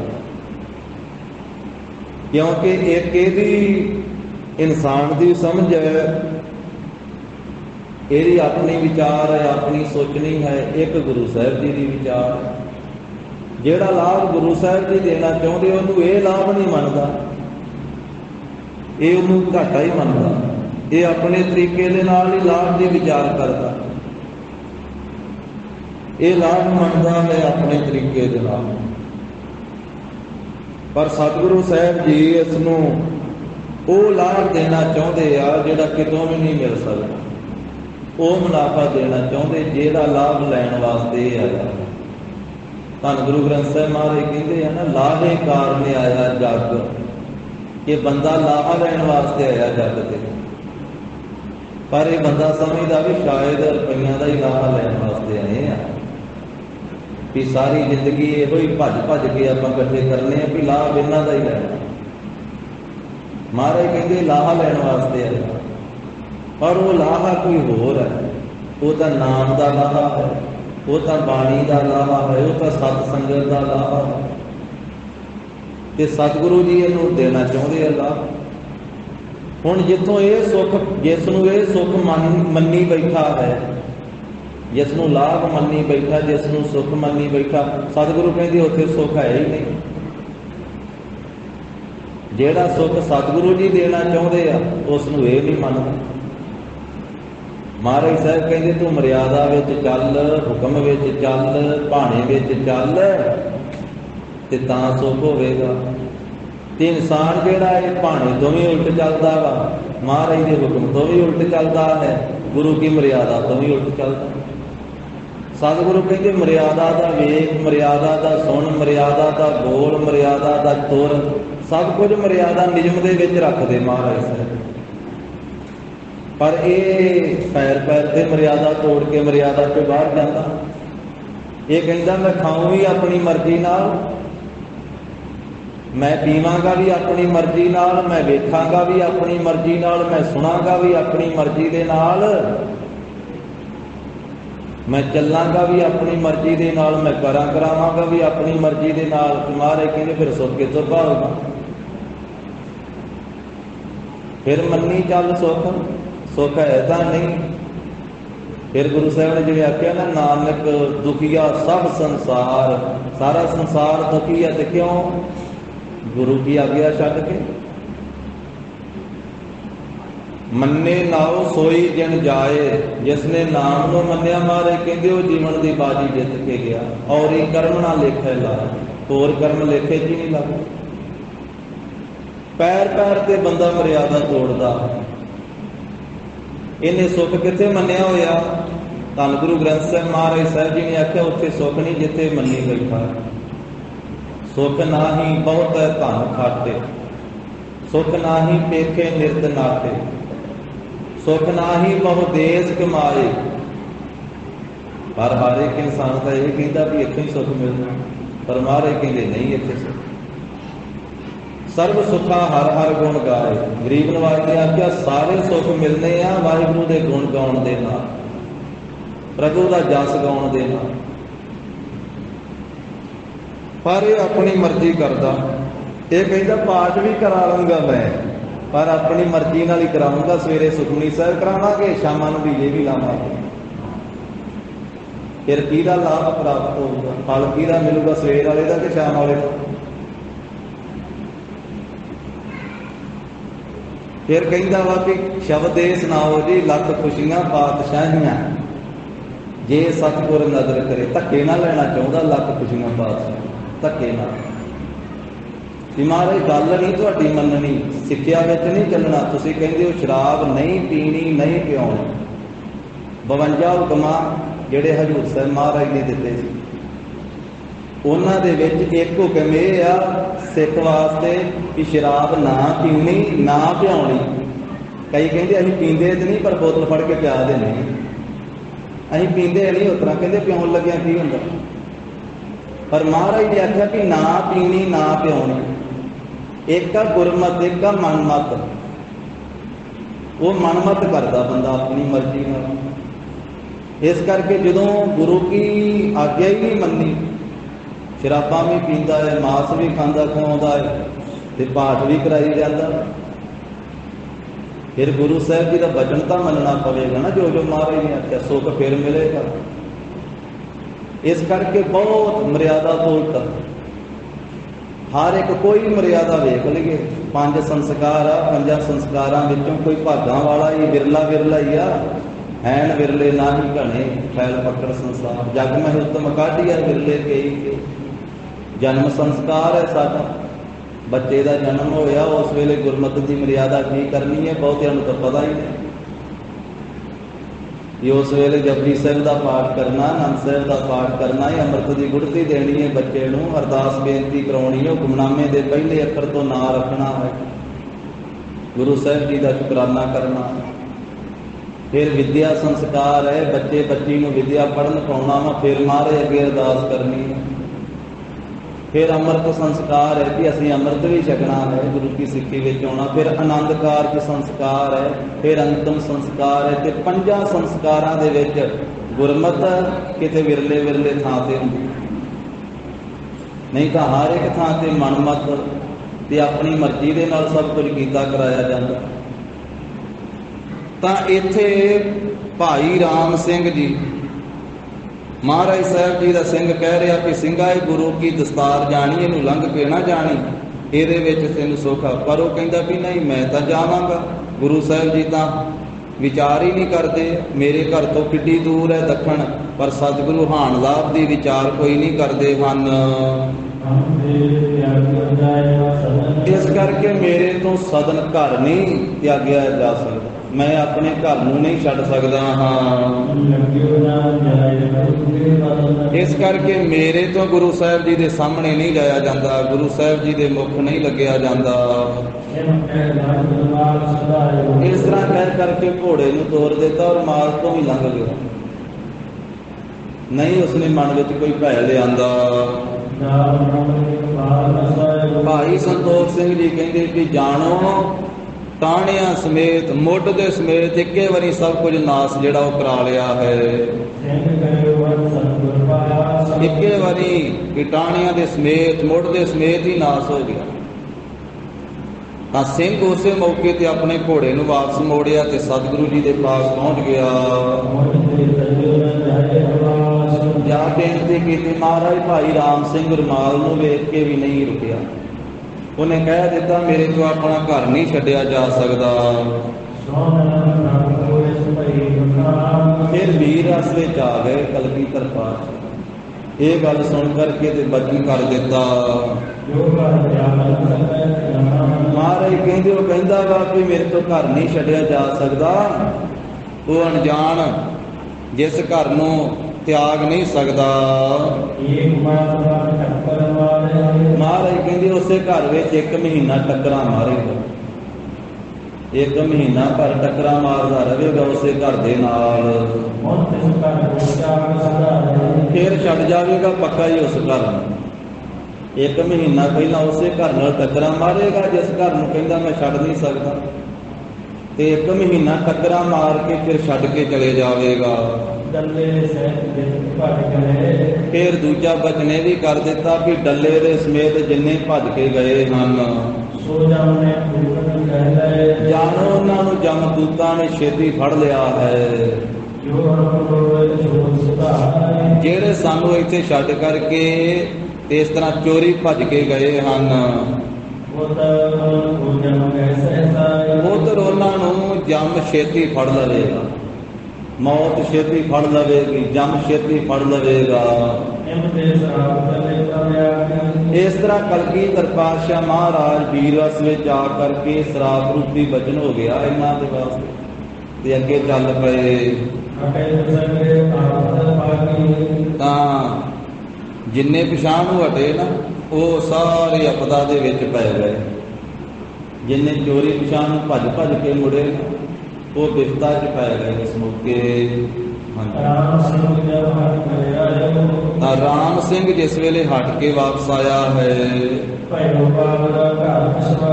घरे आउंदियां ठीक दिमाग च फर्क पै गया। कमला हो गया राम सिंह, बाबरा हो गया। घरे वड़दे ही बस कमला हो गया उस मौके। घोड़े तो उतरिया भी नहीं गया, दिमाग च फर्क पै गया। ਇਹਦੇ ਭਰਾ ਦੂਜੇ ਨੇ ਜਿਹਨੂੰ ਪਹਿਲੋਂ ਭੇਜਿਆ ਸੀ ਫਤਿਹ ਸਿੰਘ ਨੇ ਫਿਰ ਘੋੜੇ ਤੋਂ ਫੜ ਕੇ ਥੱਲੇ ਲਾਇਆ। ਇਸ ਤਰ੍ਹਾਂ ਆਪਣੇ ਘਰ ਦੇ ਵਿੱਚ ਗਿਆ ਭਾਈ ਰਾਮ ਸਿੰਘ। ਜਾਂਦਿਆਂ ਹੀ ਕੰਧਾਂ ਦੇ ਨਾਲ ਸਿਰ ਮਾਰਨ ਲੱਗ ਪਿਆ। ਆਪਣੇ ਸਿਰ ਨੂੰ ਜ਼ੋਰ ਜ਼ੋਰ ਨਾਲ ਆਪਣੇ ਘਰ ਦੀਆਂ ਕੰਧਾਂ ਨਾਲ ਮਾਰਦਾ ਹੈ। ਤੇ घर वाले सारे फड़ फड़ के इनू रोकते कि तू इस तरह क्यों करता है, घर दे नाल कंधां दे नाल क्यों सिर मारदा है। घर वाले रोकते आ फड़ते आ घर दे कंधां दे नाल सिर मारदा है। उधरले पासे भाई डल्ले दे उत्ते भी भीड़ पै गई। संकट का समा आ गया, डल्ले दे उत्ते रोग पैदा हो गया शरीर दे विच ते शरीर जर्जरी हो गया, कमजोर हो गया। क्योंकि सब कुछ महाराज साहब जी के हुक्म दे विच ही आ। साध संगत गरीब नवाज साहब जी जिहड़ा गुरु साहब जी के सन्मुख हुंदा है, गुरु की आग्या विच चलदा है, गुरु कीआं बख्शिशां लैंदा है, ते जिहड़ा बेमुख हो जाता है ते ना इत्थे थां ते ना उत्थे थां। ਜਿਹੜਾ गुरु की खुशी लैंदा ਉਹਦਾ लोक भी सुखी ते प्रलोक भी सुखी ਹੁੰਦਾ। ਇਹ लोक सुखीए परलोक सुहेले नानक हर का व्यापक है मेले। जिन्होंने गुरु की खुशी लई, गुरु की आज्ञा से चलना किया। पर दूजे पासे जिन्होंने बेमुख होना किया ते गुरु साहब जी ने बाणी च फरमाया जे कोई गुर दे बेमुख होवे बिन सतगुर मुक्त ना पावे, आवे मुक्त ना होवे। कोई पुछो बबेगियां जाए अनेक जूनी भरमे आवे, बिन सतगुर मुक्त ना पाए। फिर मुक्त पाए लाग चरनी सतगुरु शब्द सुनाए, कहे नानक विचार देखो बिन सतगुर मुक्त ना पाए। सतगुरां तो बिना मुक्ति नहीं मिलती। जिहड़ा गुरु तो बेमुख हो जाता उन्होंने वार वार जमना मरना पैंदा, जूना च जाना पैंदा, नरकां च जाना पैंदा। रोग पैदा हो गया भाई डल्ले दे भी शरीर दे विच ते शरीर जर्जरी कमजोर हो गया। होर भी जिन्ने छड्ड के आए सी वो घरवाली सिंह, दरबारी सिंह, इसे तरह सोढी कोलों सी एक होर किन्ने बैराड़ भजे सी रात नूं। ਜਿਹੜੇ ਜਿਹੜੇ ਵੀ ਮਹਾਰਾਜ ਨੂੰ ਛੱਡ ਕੇ ਆਏ, ਸਭ ਕੋ ਸੰਕਟ ਲੀਨ ਲਗਾਏ। ਉਹਨਾਂ ਸਾਰਿਆਂ ਦੇ ਘਰ ਦੇ ਵਿੱਚ ਉਹਨਾਂ ਸਾਰਿਆਂ ਨੂੰ ਸੰਕਟ ਨੇ ਦਬਾ ਲਿਆ, ਵਿਪਤਾ ਪੈ ਗਈਆਂ। ਸਾਰੇ ਸੰਕਟ ਨੇ ਘੇਰ ਲਿਆ, ਕਿਸੇ ਨੂੰ ਕਿਸੇ ਤਰ੍ਹਾਂ ਦਾ ਦੁੱਖ, ਕਿਸੇ ਨੂੰ ਕਿਸੇ ਤਰ੍ਹਾਂ ਦੀ ਤਕਲੀਫ। ਜਦੋਂ 1 ਮਹੀਨਾ ਬੀਤਿਆ ਨਾ, ਭਾਈ ਰਾਮ ਸਿੰਘ ਨੂੰ ਦੁੱਖ ਪਾਉਂਦਿਆਂ, ਜਿਵੇਂ ਮਹਾਰਾਜ ਨੇ ਆਖਿਆ ਸੀ ਕਿ ਮਹੀਨਾ ਟੱਕਰਾਂ ਮਾਰੂਗਾ ਜਾ ਕੇ ਕੰਧਾਂ ਦੇ ਨਾਲ ਆਪਣੇ ਘਰ ਦੇ ਨਾਲ, ਉਸੇ ਤਰ੍ਹਾਂ ਹੀ 1 ਮਹੀਨਾ ਆਪਣੇ ਘਰ ਦੇ ਨਾਲ ਹੀ ਸਿਰ ਮਾਰਦਾ ਗਿਆ। ਤੇ ਮਹੀਨਾ ਜਦੋਂ ਬੀਤ ਗਿਆ, ਇਸ ਤਰ੍ਹਾਂ ਘਰ ਨੂੰ ਸਿਰ ਮਾਰਦਿਆਂ ਮਾਰਦਿਆਂ ਹੀ ਰਾਮ ਸਿੰਘ ਨੇ ਸਰੀਰ ਤਿਆਗ ਗਿਆ। ਸਰੀਰ ਤਿਆਗ ਗਿਆ। ਇਸੇ ਤਰ੍ਹਾਂ ਹੀ ਡੱਲੇ ਨਾਲ ਵਾਪਰੀ। ਕਿੰਨੇ ਦਿਨ ਬਿਮਾਰੀ ਦੇ ਨਾਲ ਘੁਲਦਾ ਰਿਹਾ, ਬਿਮਾਰੀ ਨਾਲ ਜੂਝਦਾ ਰਿਹਾ। ਕਿੰਨੇ ਦਿਨ ਦੁੱਖ ਪਾ ਕਰਕੇ ਹਿਰਦੇ ਵਿੱਚ ਪਛਤਾਉਂਦਾ ਹੋਇਆ, ਡੱਲਾ ਵੀ ਮਗਰ ਪਛਤਾਉਂਦਾ ਹੈ ਕਿ ਗੁਰੂ ਸਾਹਿਬ ਜੀ ਤੋਂ ਇੰਨੀਆਂ ਖੁਸ਼ੀਆਂ ਲਈਆਂ ਸੀ, ਨਹੀਂ ਸੀ ਮੈਨੂੰ ਚੋਰੀ ਭੱਜ ਕੇ ਆਉਣਾ ਚਾਹੀਦਾ था, ਮਹਾਰਾਜ ਸਾਹਿਬ ਜੀ ਦੇ ਨਾਲ ਜਾਣਾ ਚਾਹੀਦਾ ਸੀ। ਪਰ ਬੀਤਿਆ ਸਮਾਂ ਹੱਥ ਨਹੀਂ ਆਉਂਦਾ। ਸਾਧ ਸੰਗਤ, ਭਾਈ ਗੁਰਦਾਸ ਸਾਹਿਬ ਜੀ ਨੇ ਕਬੀਤ ਸੋਈਆਂ 'ਚ ਬਚਨ ਕੀਤਾ। ਉਹ ਕਹਿੰਦੇ ਕਿ ਸਮਾਂ ਲੰਘ ਜਾਂਦਾ ਤੇ ਬੰਦਾ ਫਿਰ ਪਛਤਾਉਂਦਾ ਬਾਅਦ ਵਿੱਚ ਵੀ ਹੁਣ ਮੈਂ ਕੀ ਕਰਾਂ। ਜਿਸ ਵੇਲੇ ਸਮਾਂ ਸੀ ਉਸ ਵੇਲੇ ਮੈਂ ਸਿਮਰਨ ਨਹੀਂ ਕੀਤਾ, ਉਸ ਵੇਲੇ ਗੁਰੂ ਕੀ ਸਿੱਖੀ ਨਹੀਂ ਪ੍ਰਾਪਤ ਕੀਤੀ, ਉਸ ਵੇਲੇ ਜਪ ਨਹੀਂ ਕੀਤਾ, ਤਪ ਨਹੀਂ ਕੀਤਾ, ਸੇਵਾ ਨਹੀਂ ਕੀਤੀ, ਸਿਮਰਨ ਨਹੀਂ ਕੀਤਾ, ਸਤ ਸੰਗਤ ਨਹੀਂ ਕੀਤੀ। ਜਦੋਂ ਸਰੀਰ ਚੱਲਦਾ ਫਿਰਦਾ ਸੀ, ਜਦੋਂ ਸਮਾਂ ਸੀ ਮੇਰੇ ਕੋਲ, ਜਦੋਂ ਸਮਾਂ ਲੰਘ ਜਾਂਦਾ ਫਿਰ ਪਛਤਾਤਾਪ ਹੀ ਰਹਿ ਜਾਂਦਾ, ਪੱਲੇ ਹੋਰ ਕੀ ਕਰੇ। ਭਾਈ ਸਾਹਿਬ ਨੇ 3 ਉਦਾਹਰਨਾਂ ਦਿੱਤੀਆਂ। ਕਹਿੰਦੇ ਬੰਦੇ ਦੀ ਜ਼ਿੰਦਗੀ ਇਸ ਤਰ੍ਹਾਂ ਲੰਘ ਜਾਂਦੀ ਹੈ ਮਾਇਆ ਧੰਦਿਆਂ ਦੇ ਵਿੱਚ ਹੀ, ਅਖੀਰ ਫਿਰ ਪਛਤਾਉਂਦਾ ਹੀ ਚਲੇ ਜਾਂਦਾ ਦੁਨੀਆ। ਪਹਿਲੀ ਉਹਨਾਂ ਨੇ ਦਿੱਤੀ, ਕਹਿੰਦੇ ਜੈਸੇ ਘਰ ਲੱਗ ਗਏ ਆਗ, ਜਾਗ ਕੂਆ ਖੋਦਿਓ ਚਾਹੇ ਕਾਰਜ ਨਾ ਸਿੱਧ ਹੋਏ ਰੋਏ ਪਛਤਾਈ ਹੈ। ਉਦਾਹਰਨ ਦਿੱਤੀ ਹੈ, ਸਮਝਾਉਣ ਵਾਸਤੇ ਹੁੰਦੀ ਉਦਾਹਰਨ।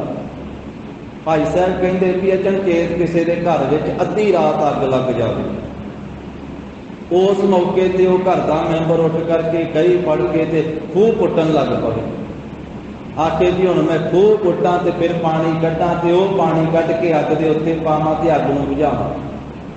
ਕਹਿੰਦੇ ਨਾ ਤੇ ਖੂਹ ਪੁੱਟਿਆ ਜਾਣਾ ਤੇ ਨਾ ਪਾਣੀ ਕੱਢਿਆ ਜਾਣਾ ਤੇ ਨਾ ਅੱਗ ਬੁਝਾਈ ਜਾਣੀ, ਸਾਰਾ ਕੁਝ ਸੜ ਜਾਣਾ। ਜੈਸੇ तो संग्राम समय सीखियो जा है वीर विद्या, अनथा उद्यम जैत पदवी ना पाई है। कहते उधरों लगा होवे जंग, उधरों आखे मैनू हुण ट्रेनिंग लै लैंदे हो, हाले मैं हथियार चलाने नहीं सीखे, मैनू एक सिख लैण दे। संग्राम कहते जंग नूं, जंग लगन के मौके ते हथियार चलाने आखे कि मैं हुण सिख लवां, कहते कि उस मौके ते इहदा उद्यम कीता अनथा ही जावेगा, व्यर्थ जावेगा। ये हुण जित नहीं दिवाउण लगा कि विरोधी फौज से चढ़ के उत्ते आ गई तो तैनूं हुण कौन सिखावे, किदों तू सिखेगा तो किदों चलावेगा ते किदों जित दिवावेगा।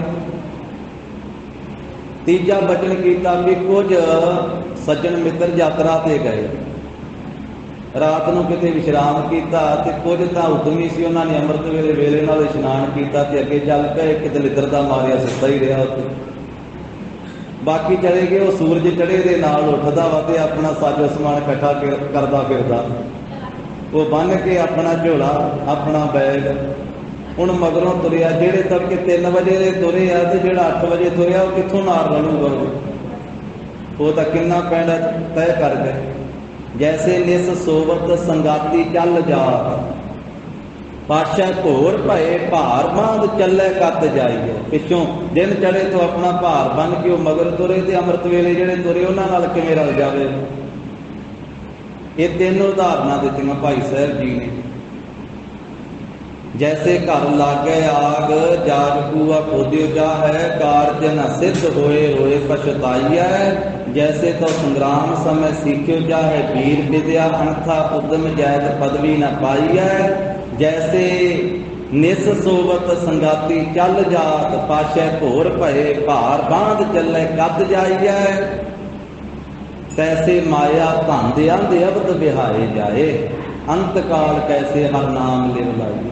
ਭਾਈ ਸਾਹਿਬ ਇਹ ਤਿੰਨ ਉਦਾਹਰਨਾਂ ਦੇ ਕੇ ਕਹਿੰਦੇ ਇਸੇ ਤਰ੍ਹਾਂ ਇਨਸਾਨ ਦੇ ਮਾਇਆ ਦੇ ਧੰਦਿਆਂ ਦੇ ਵਿੱਚ ਇਹ ਅਗਿਆਨੀ ਦੀ ਉਮਰ ਸਾਰੀ ਬੀਤ ਜਾਂਦੀ ਹੈ ਤੇ ਅੰਤ ਵੇਲੇ ਕਿਵੇਂ ਪਰਮੇਸ਼ਰ ਦੇ ਨਾਮ ਨਾਲ ਲਿਵ ਲਾਵੇਗਾ, ਕਿਵੇਂ ਜੋੜੇਗਾ। ਭਾਵ ਇਹ ਹੈ ਕਿ ਜਿੰਨਾ ਚਿਰ ਸਰੀਰ ਪੂਰਾ ਚੱਲਦਾ ਫਿਰਦਾ ਉਹਨਾਂ ਚਿਰ ਭਾਈ ਨਾਮ ਜਪ ਲਾ, ਸੰਗਤ ਕਰ ਲਾ। ਹੁਣ ਸਮਾਂ ਹੱਥ ਵਿੱਚ ਹੈ, ਬਾਅਦ ਵਿੱਚ ਨਹੀਂ, ਫਿਰ ਤਾਂ ਪਛਤਾਤਾਪ ਹੀ ਰਹਿ ਜਾਣਾ। ਤਾਂ ਹੀ ਮਹਾਰਾਜ ਬਾਣੀ ਵਿੱਚ ਵਾਰ-ਵਾਰ ਇਹ ਗੱਲ ਕਹਿੰਦੇ ਆ ਕਿ ਸਿਮਰਨ ਉਹਨਾਂ ਚਿਰ ਕਰ ਸਕਦਾ ਵਾਂ ਜਿੰਨਾ ਚਿਰ ਰਸਨਾ ਚੰਗੀ ਤਰ੍ਹਾਂ ਚੱਲਦੀ ਆ। ਕਈ ਵਾਰੀ ਇਹ ਖਲੋ ਵੀ ਜਾਂਦੀ ਆ ਅਖੀਰਲੇ ਸਮੇਂ ਵਿੱਚ ਆ ਕੇ, ਸਰੀਰ ਵੀ ਪੂਰਾ ਨਹੀਂ ਗਾ ਫਿਰ ਸਾਥ ਦਿੰਦਾ, ਕਿਉਂਕਿ ਗੁਰਬਾਣੀ ਵਿੱਚ ਬਚਪਨ ਤੋਂ ਲੈ ਕਰਕੇ ਬਿਰਧ ਅਵਸਥਾ ਤੱਕ ਸਾਰੀਆਂ ਅਵਸਥਾਵਾਂ ਦਾ ਜ਼ਿਕਰ ਕੀਤਾ। ਉਂਝ ਤਾਂ ਬਚਪਨ ਤੋਂ ਪਹਿਲਾਂ ਦਾ ਵੀ ਕੀਤਾ ਤੇ ਮਰਨ ਤੋਂ ਬਾਅਦ ਦਾ ਵੀ ਕੀਤਾ ਵਾ, ਪਰ ਗਰੀਬ ਨਿਵਾਜ ਸਾਹਿਬ ਨੇ ਸਾਰੀਆਂ ਅਵਸਥਾ, ਜਦੋਂ ਬਿਰਧ ਅਵਸਥਾ ਦਾ ਜ਼ਿਕਰ ਕੀਤਾ ਤੇ ਉਦੋਂ ਆਖਿਆ ਵੀ ਫਿਰ ਨਾਮ ਕਿਵੇਂ ਜਪੇਗਾ। ਸਿਰ ਕੰਪਿਓ ਪੱਗ ਡਗਮਗੈ ਨੈਣ ਜੋਤ ਤੇ ਹੀਨ। ਜਿਸ ਵੇਲੇ ਸਿਰ ਕੰਬਣ ਲੱਗ ਪਿਆ, ਪੈਰ ਵੀ ਡਗਮਗਾਉਣ ਲੱਗ ਪਏ, ਅੱਖਾਂ ਦੀ ਜੋਤ ਵੀ ਘਟ ਗਈ। ਕਹੋ ਨਾਨਕ ਇਹ ਬਿਧ ਭਾਈ ਤਉ ਨਾ ਹਰ ਰਸ ਵੀ। ਭਗਤ ਜੀ ਨੇ ਵੀ ਬਚਨ ਕੀਤਾ, ਨੈਨੋ ਨੀਰ ਬਹਿ ਤਨ ਖੀਨਾ ਭਏ ਕੇਸ ਦੁੱਧਵਾਨੀ। ਗੁਰੂ ਦਾ ਕੰਠ ਸ਼ਬਦ ਨਹੀਂ ਉਚਰੈ ਅਵਗਿਆ ਕਰਹਿ ਪ੍ਰਾਨੀ। ਤੇ ਭਗਤ ਕਬੀਰ ਸਾਹਿਬ ਜੀ ਨੇ ਫਰਮਾਇਆ, ਜਬ ਲਗ ਜਰਾ ਰੋਗ ਨਹੀਂ ਆਇਆ, ਜਬ ਲਗ ਕਾਲ ਗ੍ਰਸੀ ਨਹੀਂ ਕਾਇਆ, ਜਬ ਲਗ ਬਿਕਲ ਭਈ ਨਹੀਂ ਬਾਣੀ, ਭਜ ਲਹਿ ਰੇ ਮਨ ਸਾਰਿੰਦ ਪਾਣੀ। ਆਪਣਾ ਭਜਸ ਭਜਸ ਕਬ ਭਾਈ, ਆਵੇ ਅੰਤ ਨਾ ਭਜਿਆ ਜਾਏ। ਆਖਿਆ ਜੇ ਹੁਣ ਭਜਨ ਨਹੀਂ ਕਰਨਾ ਤੇ ਕਦੋਂ ਕਰੇਗਾ, ਜੇ ਹੁਣ ਨਹੀਂ ਕਰਦਾ। ਅੰਤ ਵੇਲੇ ਨਹੀਂ ਕਹਿੰਦੇ ਭਜਨ ਫਿਰ ਕੀਤਾ ਜਾਵੇ। ਹੁਣ ਅੰਤ ਵੇਲੇ ਦਾ ਕਿਹਨੂੰ ਪਤਾ ਵੀ ਕਦੋਂ ਆ ਜਾਣਾ। ਆਵੇ ਅੰਤ ਨਾ ਭਜਿਆ ਜਾਏ। ਤਾਂ ਡੱਲਾ ਵੀ ਪਛਤਾਪ ਕਰਦਿਆਂ ਹੋਏ ਆ ਵੀ ਮੈਨੂੰ ਇਸ ਤਰ੍ਹਾਂ ਨਹੀਂ ਸੀ ਭੱਜ ਕੇ ਆਉਣਾ ਚਾਹੀਦਾ। ਪਛਤਾਉਂਦਾ ਹੋਇਆ ਜੀ ਕਈ ਦਿਨ ਦੁੱਖ ਭੋਗ ਕਰਕੇ ਚੜ੍ਹਾਈ ਕਰ ਗਿਆ, ਸਰੀਰ ਤਿਆਗ ਗਿਆ।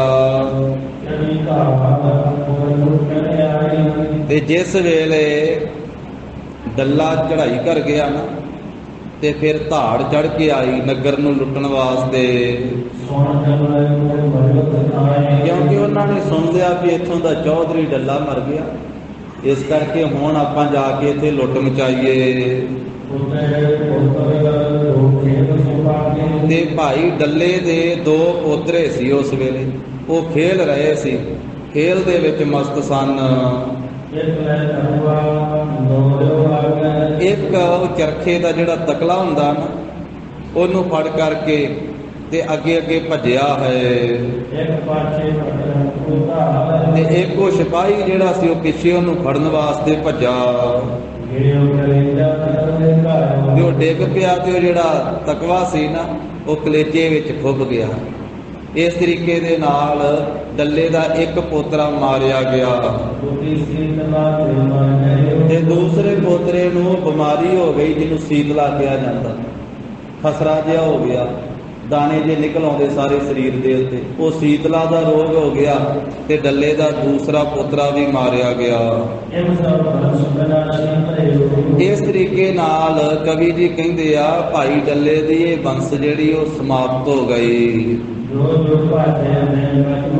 ਜਿਹੜੇ ਜਿਹੜੇ ਭੱਜੇ, ਜਿਨ੍ਹਾਂ ਨੇ ਬਚਨ ਨਹੀਂ ਮੰਨਿਆ ਮਹਾਰਾਜ ਦਾ, ਬਚਨ ਮੰਨਣ ਤੋਂ ਬਿਨਾਂ ਭੱਜ ਗਏ,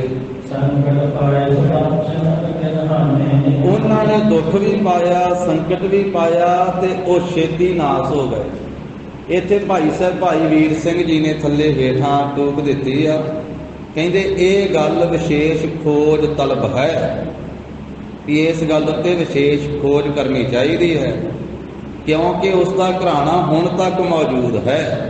ਭਾਈ ਡੱਲੇ ਦਾ ਜਿਹੜਾ ਘਰਾਣਾ ਵਾ ਉਹ ਹੁਣ ਤੱਕ ਮੌਜੂਦ ਹੈ।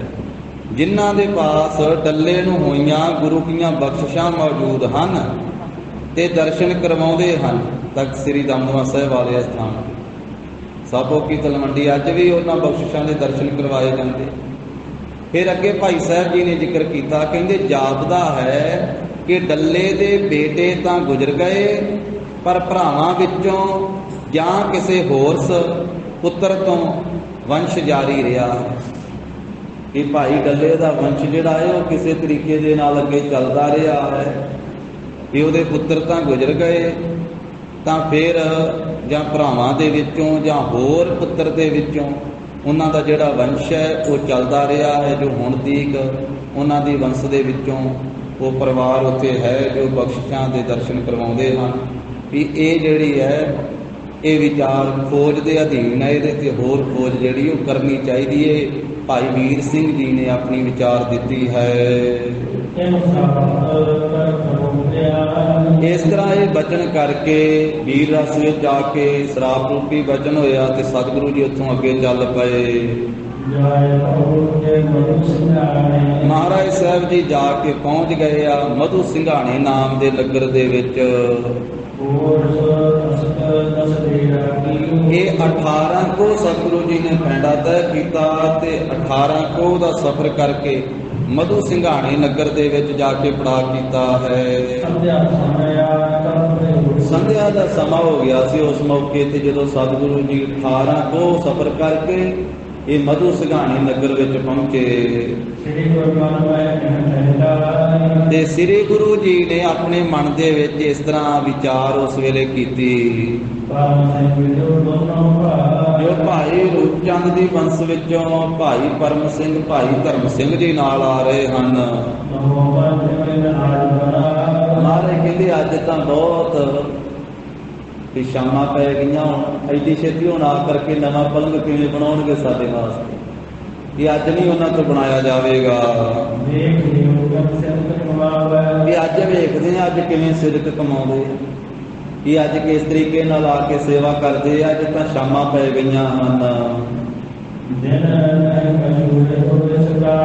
ਇਸ ਕਰਕੇ ਦਿਨ ਤਾਂ ਹੁਣ ਕੁਛ ਵੀ ਨਹੀਂ ਰਹਿ ਗਿਆ। ਸੂਰਜ ਜਿਹੜਾ ਉਹ ਡੁੱਬਣ ਵਾਲਾ ਹੈ ਇਸ ਮੌਕੇ ਤੇ ਅੱਜ ਕਿਸੇ ਤਰੀਕੇ ਨਾਲ ਵੀ ਉਹਨਾਂ ਤੋਂ ਨਵਾਂ ਪਲੰਘ ਨਹੀਂ ਤਿਆਰ ਹੋਵੇਗਾ। ਉਸ ਵੇਲੇ ਦੋਵਾਂ ਭਰਾਵਾਂ ਨੇ ਫਿਰ ਉਦਮ ਕੀਤਾ ਛੇਤੀ ਛੇਤੀ, ਤਾਂ ਦੋ ਉਸ ਵੇਲੇ ਉਹਨਾਂ ਨੇ ਥੰਮੀਆਂ ਦੀਆਂ ਵੱਢ ਲਈਆਂ ਦਸ਼ਾਂਗੇ, ਦੋ ਜਿਹੜੀਆਂ ਥੰਮੀਆਂ ਉਹ ਵੱਢ ਲੈਣਾ ਕੀਤੀਆਂ। ਜਿਸ ਥਾਂ ਤੇ ਮਹਾਰਾਜ ਨੇ ਬਿਰਾਜਣਾ ਸੀ ਨਾ ਉੱਥੇ ਉਹ ਦਸ਼ਾਂਗੇ ਜਿਹੜੇ ਸੀ ਉਹ ਲੱਕੜਾਂ ਵੱਢੀਆਂ ਉਹ ਗੱਡ ਦਿੱਤੀਆਂ ਉੱਥੇ। ਤਾਂ ਉਹਦੇ ਨਾਲ ਫਿਰ ਉਹਨਾਂ ਨੇ ਨਾ ਮੋਟਾ ਰੱਸਾ ਜਿਹੜਾ ਹੈ ਨਾ ਬੇਲ ਉਹ ਬੰਨ੍ਹ ਦਿੱਤੀ ਹੈ। ਹੁਣ ਇਹਦੀ ਛੇਤੀ ਉਹ ਪਾਵੇ ਨਹੀਂ ਤਿਆਰ ਕੀਤੇ ਜਾ ਸਕਦੇ, ਸੇਰੂ ਨਹੀਂ ਤਿਆਰ ਕੀਤੇ ਜਾ ਸਕਦੇ, ਹੀਆਂ ਨਹੀਂ ਤਿਆਰ ਕੀਤੀਆਂ ਜਾ ਸਕਦੀਆਂ ਵੀ ਉਹ ਇੱਕ ਪਾਵਿਆਂ ਦੇ ਵਿੱਚ ਜਿਵੇਂ ਸੇਰੂ ਤੇ ਹੀਆਂ ਠੋਕਣੀਆਂ ਵਿੱਚ ਤਿਆਰ ਕਰ। ਉਹਨਾਂ ਨੇ ਕੀ ਕੀਤਾ ਵੀ ਉਹ ਲੱਕੜਾਂ ਗੱਡ ਕਰਕੇ ਨਾ ਦਸ਼ਾਂਗੇ ਤਾਂ ਮੋਟਾ ਰੱਸਾ ਜਿਹੜਾ ਵਾ ਸੇਰੂਆਂ ਦੀ ਥਾਂ ਤੇ ਹੀਆਂ ਦੀ ਥਾਂ ਤੇ ਰੱਸਾ ਬੰਨ੍ਹ ਦਿੱਤਾ। ਇਸ ਤਰੀਕੇ ਦੇ ਨਾਲ ਤੇ ਮੰਜੇ ਦੀ ਤਰ੍ਹਾਂ ਬਣ ਗਿਆ, ਜਿਹਦੇ ਸੇਰੂਆਂ ਦੀ ਥਾਂ ਤੇ ਹੀਆਂ ਦੀ ਥਾਂ ਦੇ ਉੱਤੇ ਉਹ ਰੱਸਾ ਜਿਹੜਾ ਇਹ ਮੋਟਾ ਬੰਨ੍ਹ ਦਿੱਤਾ। ਬੜੀ ਫੁਰਤੀ ਦੇ ਨਾਲ ਛੇਤੀ ਛੇਤੀ ਰੱਸਾ ਬੰਨ੍ਹ ਕੇ ਤੇ ਉੱਤੇ ਬਸਤਰ ਜਿਹੜੇ ਆ ਜੋ ਵੀ ਵਿਛਾਉਣਾ ਸੀ ਤਲਾਈ ਸੋ ਇਸੇ ਤਰ੍ਹਾਂ ਗਲੀਚਾ ਉਹ ਸਾਰਾ ਉੱਤੇ ਵਿਛਾ ਦਿੱਤਾ ਹੈ। ਬਹੁਤ ਪੋਲਾ ਆਸਣ ਬਣਾ ਦਿੱਤਾ ਮਹਾਰਾਜ ਸਾਹਿਬ ਜੀ ਦਾ। ਪੋਲੇ ਪੋਲੇ ਬਸਤਰ ਵਿਛਾ ਕਰਕੇ ਤਲਾਈ ਆਦਿਕ ਵਿਛਾ ਕਰਕੇ ਜੋ ਐਨ ਜਿਹੜਾ ਆਸਣ ਹੈ ਨਾ ਪੂਰਾ ਪੋਲਾ ਬਣਾ ਦਿੱਤਾ, ਗੁਦਗੁਦਾ ਬਣਾ ਦਿੱਤਾ। ਗੁਰੂ ਸਾਹਿਬ ਜੀ ਦੀ ਸੇਵਾ 'ਚ ਮਹਾਰਾਜ ਦੇ ਪਾਸ ਜਾ ਕੇ ਬੇਨਤੀ ਕੀਤੀ ਭਾਈ ਪਰਮ ਸਿੰਘ ਧਰਮ ਸਿੰਘ ਜੀ ਨੇ। ਮਹਾਰਾਜ ਆਪ ਜੀ ਦੀ ਕਿਰਪਾ ਨਾਲ ਪਲੰਘਾ ਤਿਆਰ ਹੋ ਗਿਆ ਜੀ, ਪਲੰਘਾ ਬਣਾ ਲਿਆ ਹੈ। ਮਹਾਰਾਜ ਆਪ ਜੀ ਬਿਰਾਜਮਾਨ ਹੋ ਪਲੰਘੇ ਦੇ ਉੱਤੇ ਜਾ ਕਰਕੇ ਸੁਣ ਕਰਕੇ ਮਾਰੇ ਹੈਰਾਨ ਹੋਏ। ਸਤਿਗੁਰਾਂ ਨੇ ਪਹਿਲਾਂ ਵਿਚਾਰਿਆ ਸੀ ਵੀ ਅੱਜ ਨਹੀਂ ਇਹਨਾਂ ਤੋਂ ਬਣਾਇਆ ਜਾਣਾ, ਤਾਂ ਮਹਾਰਾਜ ਸੁਣ ਕਰਕੇ ਹੈਰਾਨ ਹੋਏ ਤੇ ਉੱਠ ਕੇ ਚੱਲ ਪਏ ਵੇਖਣ ਵਾਸਤੇ। ਗਰੀਬ ਨਵਾਜ ਸਾਹਿਬ ਜੀ ਪਲੰਘੇ ਤੇ ਜਾ ਕਰਕੇ ਸੋਭਨੀਕ ਹੋਏ ਬੈਠ ਗਏ। ਮਹਾਰਾਜ ਨੇ ਵੇਖਣ ਵਾਸਤੇ ਨਾ ਉਹ ਪਲੰਘੇ ਦੇ ਥੱਲੜੇ ਪਾਸੇ ਹੱਥ ਪਾਇਆ ਵੀ ਵਿਸ਼ੇ ਦੀ ਇਹਨਾਂ ਨੇ ਕਿਵੇਂ ਤਿਆਰ ਕੀਤਾ। ਤਾਂ ਥੱਲੜੇ ਪਾਸੇ ਵੇਖਣ ਵਾਸਤੇ ਹੱਥ ਪਾਇਆ ਉਸ ਪਲੰਘੇ ਦੇ। ਇਹਦੀ ਛੇਤੀ ਇਹਨਾਂ ਨੇ ਕਿਵੇਂ ਬੁਣ ਲਿਆ, ਬੁਣ ਕਰਕੇ ਕਿਵੇਂ ਤਿਆਰ ਕੀਤਾ। ਤਾਂ ਜਿਸ ਵੇਲੇ ਥੱਲੇ ਵੇਖਿਆ ਨਾ ਤੇ ਬਾਹੀਆਂ ਦੀ ਥਾਂ ਉਹ ਰੱਸੇ ਕੱਸੇ ਹੋਏ ਹਨ ਮੋਟੇ ਸਾਰੇ। ਤਾਂ ਪਾਵਿਆਂ ਦੀ ਥਾਵੇਂ ਉਹ ਦਸਾਂਗੇ ਵੇਖੇ ਹਨ ਕਿ ਉਹ ਲੱਕੜਾਂ ਜਿਹੜੀਆਂ ਗੱਡੀਆਂ। ਤਾਂ ਉਸ ਵੇਲੇ ਮਹਾਰਾਜ ਸਾਹਿਬ ਜੀ ਪ੍ਰਭੂ ਸਰੂਪ ਸਤਿਗੁਰੂ ਜੀ ਖੁਸ਼ ਹੋਏ ਤੇ ਪ੍ਰਸੰਨ ਹੋ ਕਰਕੇ ਬਚਨ ਫਰਮਾਇਆ। ਬਹੁਤ ਖੁਸ਼ੀ ਕੀਤੀ ਇਹਨਾਂ ਦੋਵਾਂ ਭਰਾਵਾਂ ਨੂੰ। ਮਹਾਰਾਜ ਨੇ ਮੁਖ ਤੋਂ ਬਚਨ ਫਰਮਾਇਆ। ਮਹਾਰਾਜ ਕਹਿਣ ਲੱਗੇ ਤੁਸੀਂ ਪੂਰੀ ਸਿੱਖੀ ਨਿਭਾਈ, ਪੂਰਨ ਤੌਰ ਤੇ ਸਿੱਖੀ ਨਿਭਾਈ ਹੈ ਤੁਸੀਂ ਦੋਨਾਂ ਨੇ। ਤੇ ਅਸੀਂ ਤੁਹਾਡੇ ਤੇ ਖੁਸ਼ ਹਾਂ, ਤੁਹਾਡੀ ਸੇਵਾ ਥਾਂ ਪਈ ਪੂਰੀ ਹੋਈ ਆ, ਤੁਸੀਂ ਸਿੱਖੀ ਸਿਦਕ ਨਿਭਾਇਆ। ਹੁਣ ਤੁਸੀਂ ਵਾਪਸ ਚਲੇ ਜਾਓ, ਅਸੀਂ ਤੁਹਾਡੇ ਤੇ ਖੁਸ਼ ਹਾਂ ਕਿ ਤੁਸੀਂ ਆਪਣੇ ਘਰਾਂ ਨੂੰ ਚਲੇ ਜਾਓ। ਮਹਾਰਾਜ ਕਹਿੰਦੇ ਆਪਣੇ ਘਰੇ ਜਾਓ, ਘਰੇ ਜਾ ਕੇ ਵਸੋ ਹੁਣ। ਤੇ ਤੁਸੀਂ ਬਿਨਾਂ ਹਥਿਆਰਾਂ ਤੋਂ, ਬਿਨਾਂ ਸ਼ਸਤਰਾਂ ਤੋਂ ਹੀ ਆਪਣੇ ਸ਼ਤਰੂਆਂ ਨੂੰ ਜਿੱਤ ਲਓਗੇ। ਮਹਾਰਾਜ ਨੇ ਪਹਿਲਾਂ ਬਚਨ ਕੀਤਾ ਸੀ ਨਾ ਕਿ ਤੁਹਾਡੀ ਰਸਨਾ ਹੀ ਤਲਵਾਰ ਦਾ ਕੰਮ ਕਰਿਆ ਕਰੋ। ਓਡੀ ਛੇਤੀ ਤਲਵਾਰ ਦਾ ਵਾਰ ਨਹੀਂ ਚੱਲੂਗਾ ਜਿੰਨਾ ਜਿੱਡੀ ਛੇਤੀ ਤੁਹਾਡੀ ਰਸਨਾ ਦਾ ਬੋਲਿਆ ਹੋਇਆ ਬਚਨ ਕੰਮ ਕਰਿਆ ਕਰੋ। ਤਲਵਾਰ ਤੋਂ ਪਹਿਲਾਂ ਤੁਹਾਡੀ ਰਸਨਾ ਦਾ ਬੋਲ ਜਿਹੜਾ ਵਾ ਉਹ ਧੁਰਦੀ ਕੱਪੜ ਜਾਊ। ਇਸ ਕਰਕੇ ਗਰੀਬ ਨਵਾਜ ਕਹਿੰਦੇ ਬਿਨਾਂ ਹਥਿਆਰਾਂ ਤੋਂ ਆਪਣੇ ਦੁਸ਼ਮਣਾਂ ਨੂੰ ਤੁਸੀਂ ਬੋਲਾਂ ਨਾਲ ਹੀ ਜਿੱਤ ਲਓਗੇ। ਤੁਹਾਨੂੰ ਕਿਸੇ ਤੋਂ ਚਿੰਤਾ ਨਹੀਂ ਹੋਵੇਗੀ ਤੇ ਕੋਈ ਤੁਹਾਨੂੰ ਡਰ ਨਹੀਂ ਰਹੇਗਾ। ਗਰੀਬ ਨਵਾਜ ਸਾਹਿਬ ਜੀ ਕਹਿਣ ਲੱਗੇ ਕਿ ਤੁਸੀਂ ਤੁਹਾਡੇ ਤੇ ਖੁਸ਼ੀ ਹੈ ਤੇ ਹੁਣ ਆਪਣੇ ਘਰੇ ਜਾ ਕਰਕੇ ਤੁਸੀਂ ਆਪਣੇ ਨਗਰ, ਆਪਣੇ ਘਰ ਵਿੱਚ ਵਸੋ। ਇਹਨਾਂ ਗੁਰੂ ਕੇ ਪਿਆਰਿਆਂ ਨੇ ਗੁਰੂ ਕੀ ਮਹਾਨ ਸੇਵਾ ਕਰਕੇ ਸਤਿਗੁਰੂ ਜੀ ਦੀ ਮਹਾਨ ਖੁਸ਼ੀ ਪ੍ਰਾਪਤ ਕੀਤੀ। ਸਤਿਗੁਰੂ ਕੀ ਸੇਵਾ ਸਫਲ ਹੈ ਜੇ ਤੋ ਕਰੇ ਚਿੱਤ ਲਾਏ। ਚਿੱਤ ਲਾ ਕੇ ਕੀਤੀ ਉਹਨਾਂ। ਮਨ ਚਿੰਦਿਆ ਫਲ ਪਾਵਣਾ, ਹਉਮੈ ਵਿੱਚ ਹੋ ਜਾਏ।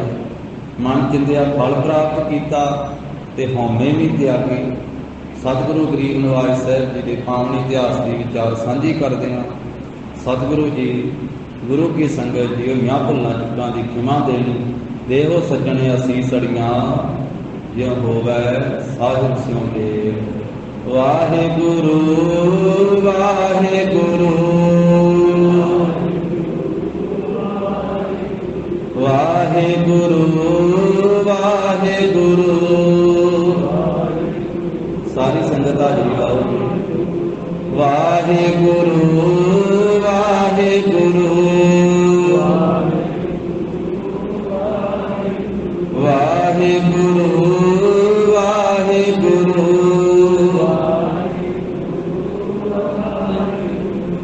ਧੰਨ ਨਾਨਕ ਤੇਰੀ ਵੱਡੀ ਕਮਾਈ, ਧੰਨ ਨਾਨਕ ਤੇਰੀ ਵੱਡੀ ਕਮਾਈ। ਧੰਨ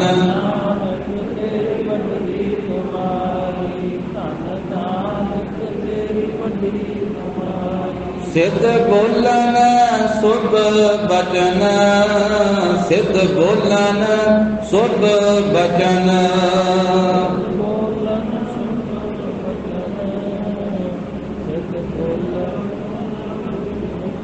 ਧੰਨ ਨਾਨਕ ਤੇਰੀ ਵੱਡੀ ਕਮਾਈ, ਧੰਨ ਨਾਨਕ ਤੇਰੀ ਵੱਡੀ ਕਮਾਈ।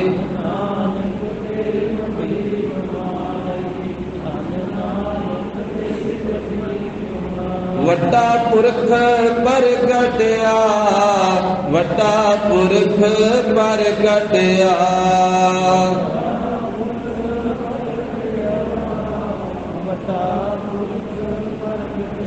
ਕਲ ਜੁਗ ਅੰਦਰ ਜੋਤ ਜਗਾਈ, ਕਲ ਜੁਗ ਅੰਦਰ ਜੋਤ ਜਗਾਈ।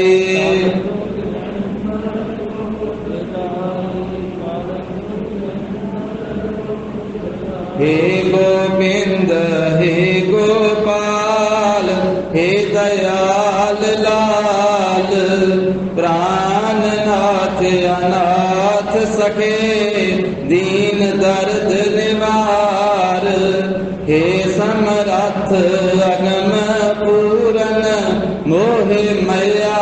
पार, अंधकूप महाभयान, नानक पारे उतार। आए प्रभ सरनाग ते, कृपा निध दयाल। एक अखर हर मन बसत, नानक होत निहाल। कथा निता प्रत होत है, सुनहो सिंह सुजान। नानक गुर गोबिंद सिंह जी, सदा करे कल्याण।